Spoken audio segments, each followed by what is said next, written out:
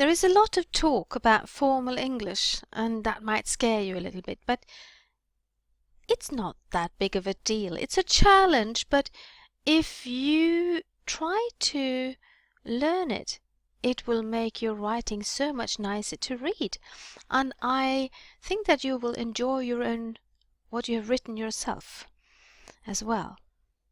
Formal English is helpful because it really helps you to avoid texts that become a little bit boring to read. You know, many people write, I think, and then he said, and he did, and blah, blah, blah. And if you vary your sentences a little bit, swap the order, it will become so much more interesting, I promise you, especially for me who reads it and my fellow colleagues here at Hammonds as well. And we see when you make an effort. So, secondly, linking words will help you to guide your reader while they're reading. What does that mean, to guide your reader? Well, let's have a look on the next page. Linking words. Yeah, they help your readers to follow your thoughts. For instance, you can present the sequence if you want to present something in order. When you say firstly, secondly, or in addition, another thing, in conclusion, all you hear, if you say this, you know where in your essay you are. And for the reader, now he will add an extra point. Or now it's ending.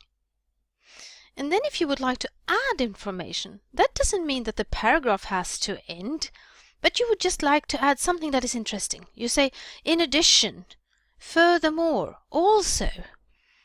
Or if you would like to present, you have an argumentative speech, perhaps, or you're going to write articles where different opinions are presented, then you can say, however, nonetheless, nevertheless, in contrast or in comparison, if one professor says this and the other one says that, and then you can present them. On the contrary, this person has this opinion. And then, of course, you can present your own. But you see, instead of saying he says, she says, on the contrary, or nevertheless, and you present another opinion. If you would like to present the result, if you draw conclusions yourself, as a result, as a consequent, therefore, consequently, thereby, you see all these words, instead of saying, and then we can say that, instead you say, consequently, and all of a sudden the text is much easier to read. And as a result, if you would like to present reasons, because you know by now that you're supposed to motivate your opinions, especially when you write the essays. Because, since, as, because of. Yes, you know these words, but perhaps you don't always think about them when you write. So bring forward this paper, have it beside you, and have a look at it while you're writing.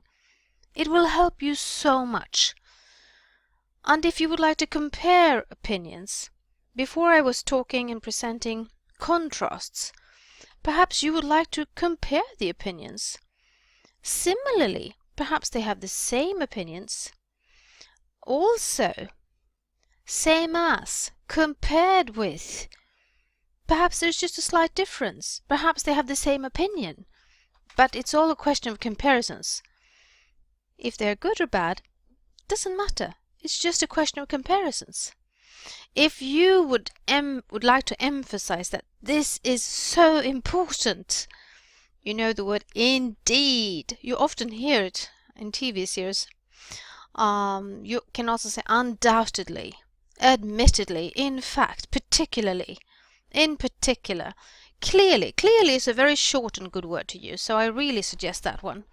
And it says, if you would like to give an example, for instance, in your essays, when you will refer to something that you have read in the book that you feel like this is really good, such as when he says, or for instance, or namely, really good. And these are called linking words because they help all our readers to follow your thoughts.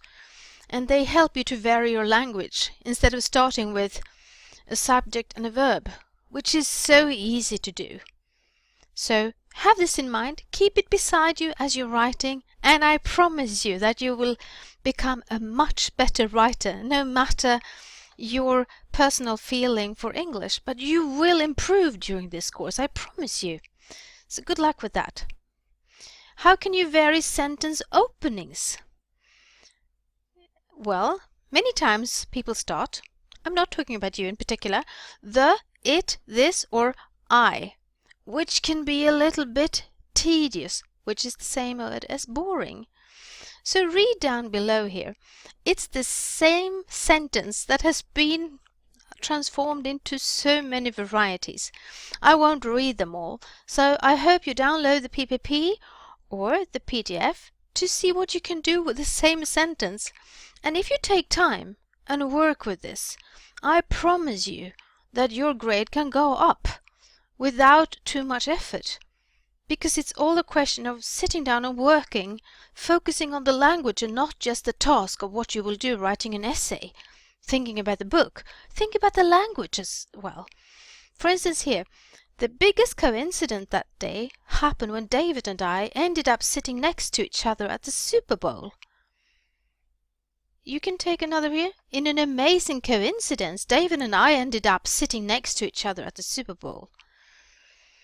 Or down here, with over 50,000 fans at the Super Bowl. It took an incredible coincidence for me to end up sitting right next to David. Or down below, without any prior planning, David and I ended up sitting right next to each other at the Super Bowl. So you see, you can do so much by sitting down, playing with the words, trying to vary yourself. And you will write much better, whatever you will write. But now it's a question of essays most of all. So, hopefully, now you will feel totally prepared to write a really, really good book review. For reach for the stars and you will most certainly reach the sky. So, good luck and enjoy. We all the teachers here at Hermods in English, we really hope that these films can help you now to write good book reviews. And stop! Check the films over and over again. Read the PDF or check the PowerPoints on your own to get a grip of what it's all about. And I promise you, we promise you, you will succeed and you will at least improve your English a lot. So good luck now. See ya!